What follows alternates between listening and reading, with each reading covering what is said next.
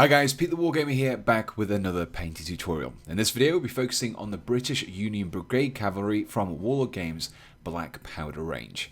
Now before we go on, if you wanted to try out the techniques in this tutorial, Wargames Illustrated are giving away a free British Union Brigade or a British Household Brigade sprue in its March print edition, the form of which can be painted in the colours and techniques that I'll be using in this video.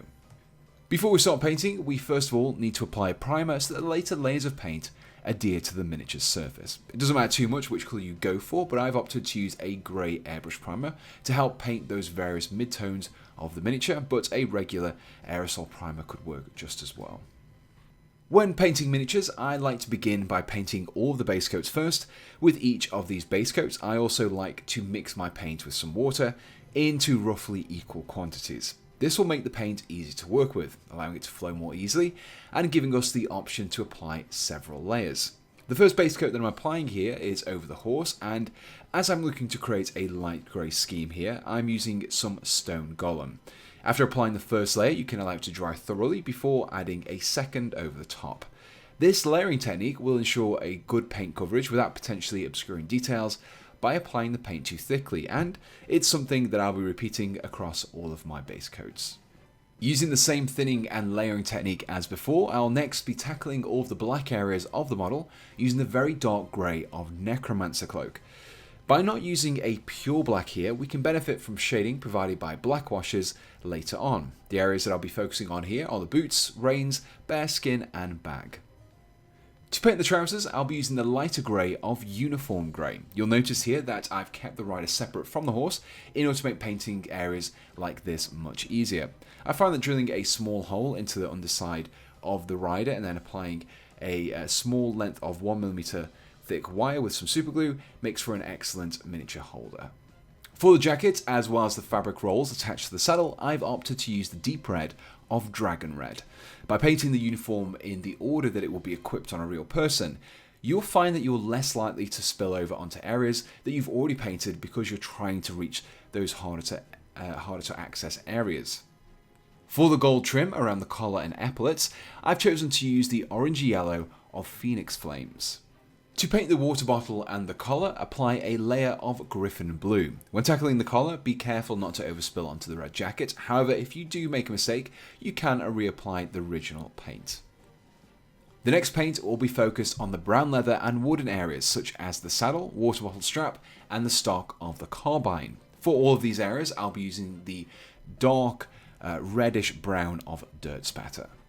For the areas of white on the model, which include the gloves, the straps across the chest, and the plume of the bear skin, we want to create a slightly off-white colour, and a good choice for this is Spaceship Exterior. For the exposed skin of the face, apply a layer of Kobold Skin. Don't worry if you overspill onto the chin straps at this stage, as we'll be painting over these areas shortly. Next up, we can move on to painting the metallics of the model, and we begin by tackling all of the silver areas using some plate mail metal. Pay particular care when applying this paint, as metallics are notoriously difficult to paint over properly should you make a mistake. Continuing with the metallics, we can next apply some weapon bronze over the golden details of the model. Once this step is completed, make sure that you thoroughly clean out your brushes and change your paint water to prevent any cross-contamination of metal flakes to your other paints. With our base coats completed, we now want to apply our washes, but before we do so, we need to thin them out a little, much like we did with the base coats. Now, applying washes straight from the bottle can be much too strong, so this time I'll be mixing in some of the Army Painter's Quick Shade Mixing Medium in equal parts wash to medium.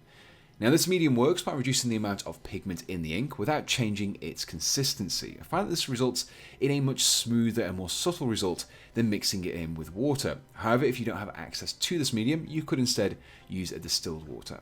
Now, the first wash to use in this way is Dark Tone, which you'll want to apply over the areas painted with Necromancer Cloak, Griffon Blue and Plate Mail Metal. The darker pigmentation of this wash will flow into those recesses, helping to create shadows and boost the level of detail.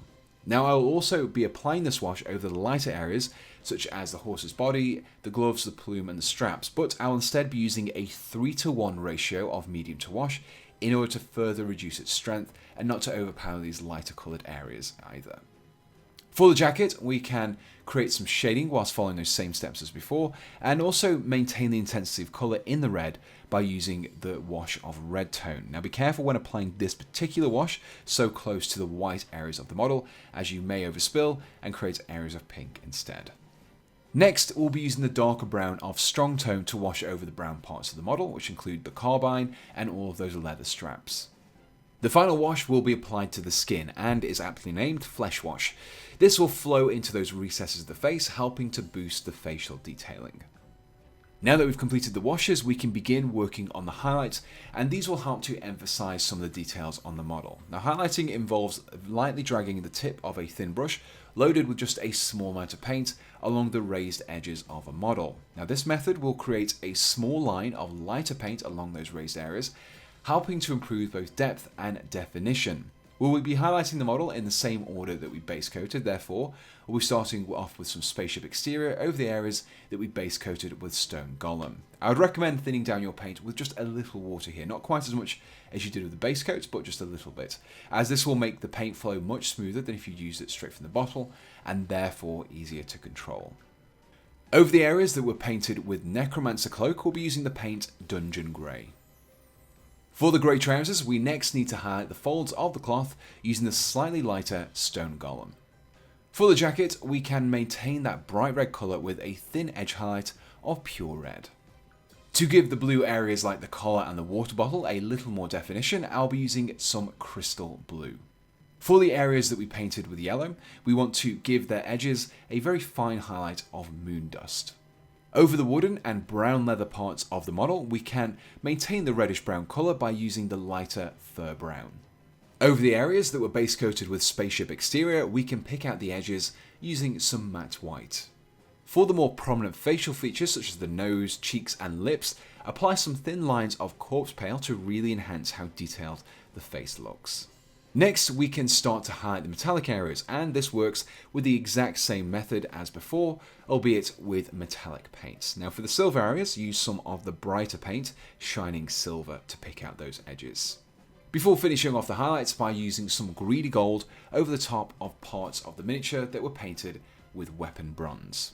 And here we have the completed British Union Brigade Cavalryman, which I finished off with a coat of matte varnish before assembling. Now, whilst in this tutorial I added the highlights after the washes, if you're looking to paint your miniatures more quickly, you could finish just before you start those highlights. The results might not be as good, but you'll finish your army much sooner. Now, as I mentioned before, you'll find either a British Union Brigade or a British Household Brigade sprue in the March edition of Wargames Illustrated, so keep an eye out for that magazine in your newsagents if you'd like to try out any of these techniques. You can find a full list of all the paints that I've used in this tutorial in the description below, along with any other equipment that I've used to create this video. Now, if you enjoyed this video, do let me know in the comments below, and if you haven't done so already, be sure to check out my Patreon page if you'd like to help me and support making these videos.